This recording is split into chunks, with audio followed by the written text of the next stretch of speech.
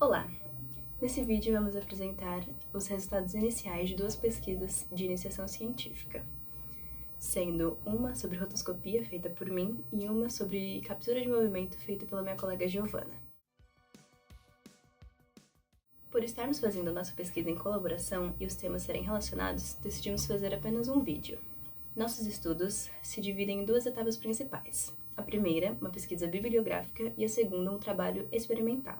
Até o momento, concluímos a pesquisa bibliográfica, onde analisamos as técnicas e suas evoluções, desde sua criação até as aplicações atuais.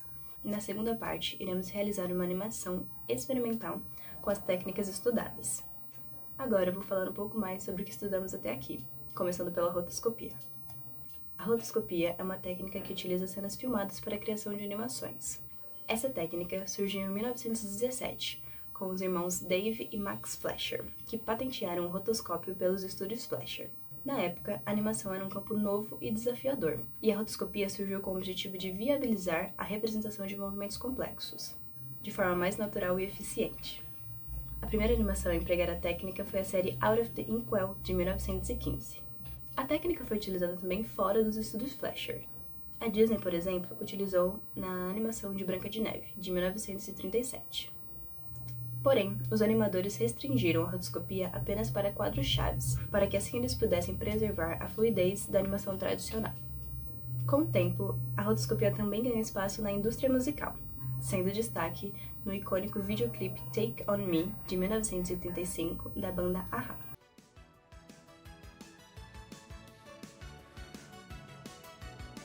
A animação foi inspirada em uma estética de quadrinhos e exigiu mais de 3.000 desenhos feitos à mão por Michael Patterson e Candice Reckinger. Nos anos 90, a técnica migrou para o meio digital. Um grande destaque nesse momento foi Bob Stabson, que desenvolveu o software Photoshop em 1991, trazendo a interpolação de quadros para a otimização do processo. Um exemplo marcante dessa aplicação foi o filme Waking Life, de 2001, dirigido por Richard Linklater, que explorou diferentes estilos artísticos dentro da animação através da rotoscopia. No cenário atual, a rotoscopia continua sendo utilizada em diversas produções. Em minha pesquisa, realizei o levantamento e análise de algumas animações recentes que utilizaram a rotoscopia e se destacaram de alguma maneira. Filmes como Com Amor Van Gogh, de 2017, Undone, de 2019, Cartas para um Porco, de 2022 e Camponeses, de 2023, mostram que a escolha da rotoscopia vai além da escolha de uma técnica. Ela se apresenta muitas vezes como elemento essencial à poética das obras, enriquecendo ainda mais a narrativa apresentada. Além do uso para animação, a rotoscopia também tem um papel essencial na pós-produção cinematográfica, sendo amplamente empregada na criação de efeitos visuais. A técnica é utilizada para isolar elementos do fundo, integrar personagens a cenários distintos e remover equipamentos indesejados, como cabos de suporte. Por conta do grande avanço da inteligência artificial, achei prudente colocar na minha pesquisa também como que esses avanços estão interferindo nas técnicas rotoscópicas. No After Effects, por exemplo, temos a ferramenta alimentada por IA Rotobrush, que permite a criação automática de máscaras ao longo dos quadros de um vídeo. Outras ferramentas, como Rotoboot e modelos de aprendizado de máquina, têm acelerado a seleção de máscaras, embora ainda exijam ajustes manuais. Na animação, o uso da IA levanta debates em relação à autoria e definição de técnica, especialmente com o surgimento de ferramentas como Crea IA, que produzem animações feitas através de vídeos de referência de forma quase automática, e sem muita necessidade de interação humana. Outra ferramenta muito interessante é o WebSync, que automatiza a propagação de quadros-chave para o restante do vídeo. Só que neste caso, o artista precisa importar os quadros-chave a serem seguidos e o software transpõe o estilo de forma mais controlada. Esse é o software que estou utilizando para fazer essa animação que vocês viram durante o vídeo. Agora vamos explorar outra técnica que também tem um impacto significativo na animação digital e em efeitos visuais: o Motion Capture. Olá, eu me chamo Giovana Florencio e eu vou falar sobre a pesquisa que eu tenho desenvolvido sobre novas tecnologias de captura de movimento. Primeiro, é importante definirmos o que é captura de movimento. Atualmente, ao usar esse termo, Nós comumente estamos nos referindo a um conjunto de técnicas que são utilizadas para mapear e reproduzir o movimento de uma pessoa, objeto ou animal, a fim de obter uma representação tridimensional dessa performance. Se adotarmos uma definição mais ampla, podemos traçar as origens da captura de movimento aos primeiros estudos do movimento com o uso de imagens sequenciais. É também através da investigação das origens da captura de movimento que podemos encontrar a sua conexão com a rotoscopia, que é considerada uma técnica fundamental para o seu desenvolvimento, sendo uma de suas predecessoras. Em 1985, o comercial de comida enlatada Brilliance é o primeiro exemplo do uso da captura de movimento digital na animação, e com ele é possível compreender a forma como o desenvolvimento da captura de movimento se relaciona com o desenvolvimento de outras tecnologias, sendo o maior desafio enfrentado pela equipe a falta de poder computacional dos equipamentos disponíveis na época, o que fez com que, para renderizar o comercial, mais de 60 computadores tivessem que ser usados.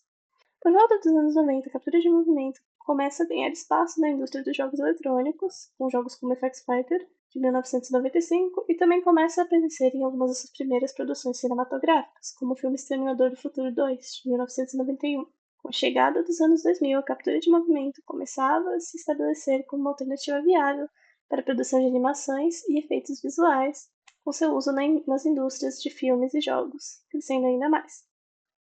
Porém, é importante destacar que, apesar de estar se consolidando nesses campos, a tecnologia de captura de movimento ainda era algo muito restrito, principalmente em decorrência dos custos da infraestrutura necessários para trabalhar com isso. Esse é um bom momento para explicar como funcionam os diferentes tipos de sistemas de captura de movimento.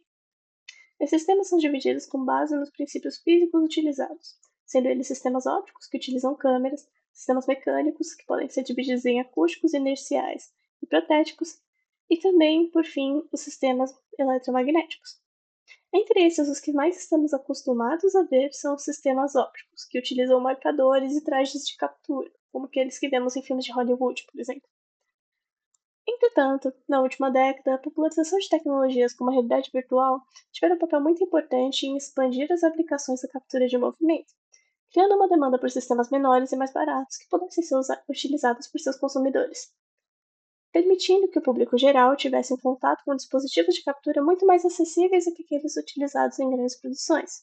Ao mesmo tempo, outras técnicas também se tornaram mais sofisticadas e mais acessíveis ao público, como a captura óptica sem marcadores, que apesar de utilizar o mesmo princípio que a captura com marcadores que vemos em filmes e jogos, não depende da infraestrutura e recursos de um estúdio, e pode ser realizada com uma câmera de um celular ou uma webcam.